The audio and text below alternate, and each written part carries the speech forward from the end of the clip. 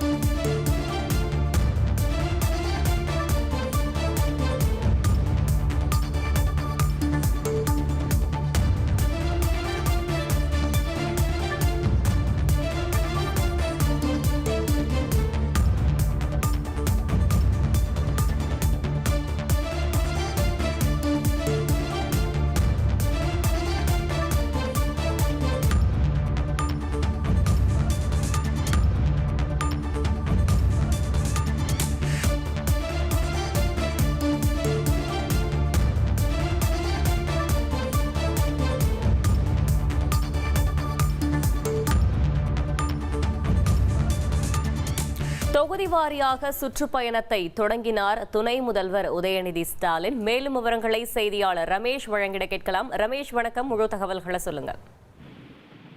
துணை முதலமைச்சர் உதயநிதி ஸ்டாலின் தேர்தல் சுற்றுப்பயணத்தை தொடங்கிவிட்டார். முன்னாள் முதலமைச்சர் அண்ணா பிறந்த காஞ்சிபுரம் மண்ணிலிருந்து இந்த சுற்றுப்பயணத்தை தொடங்குவதாக துணை முதலமைச்சரும் திமுக இளைஞரணி செயலாளருமான உதயநிதி ஸ்டாலின் அறிவித்திருக்கிறார். குறிப்பாக இன்னும் 7 மாதத்தில் தமிழக சட்டமன்ற தேர்தல் நடைபெற இருக்கிறது. தேர்தலுக்காக ஒவ்வொரு அரசியல் கட்சி தலைவர்களுமே சுற்றுப்பயணத்தை மேற்கொண்டு வராங்க. அந்த வகையில தான் துணை முதலமைச்சர் உதயநிதி ஸ்டாலினும் தமிழகம் முழுவதும் சட்டமன்ற தொகுதி வாரியாக சுற்றுப்பயணத்தை மேற்கொள்ள இருக்கிறார். இன்று இந்த சுற்றுப்பயணம் தொடங்கியிருக்கிறது. முன்னாள் முதலமைச்சர் அண்ணா பிறந்த இல்லத்தில் அண்ணாவின் சிலைக்கு மாலை அணிவித்து மரியாதை செலுத்திவிட்டு தன்னுடைய சுற்றுப்பயணத்தை துணை முதலமைச்சர் உதயநிதி ஸ்டாலின் தொடங்கியிருக்கிறார்.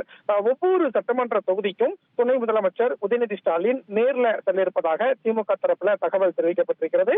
ஒவ்வொரு சட்டமன்ற தொகுதியிலையுமே திமுகவினுடைய ஒன்றிய, நகர, பேரூர் செயலாளர்களை துணை முதலமைச்சர் நேர்ல சந்திக்க இருக்காரு. அதே மாதிரி திமுகவின் வாக முகவர்களையும் நேர்ல சந்திச்சு தேர்தல் பணிகளை தீவிரப்படுத்துவதற்கு துணை முதலமைச்சர் உதயநிதி ஸ்டாலின் திட்டமிட்டிருப்பதாக தகவல் வெளியாகி இருக்கிறது.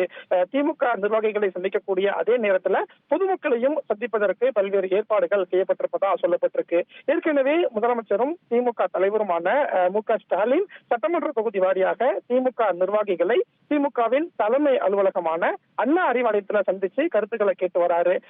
இதுக்கு அடுத்த கட்ட நடவடிக்கையாக தான் துணை முதலமைச்சர் சட்டமன்ற தொகுதிக்கு நேரில் சென்று தன்னுடைய தேர்தல் சுற்றுப்பயணத்தையும் இன்று முதல் தொடங்கியிருக்கிறார்.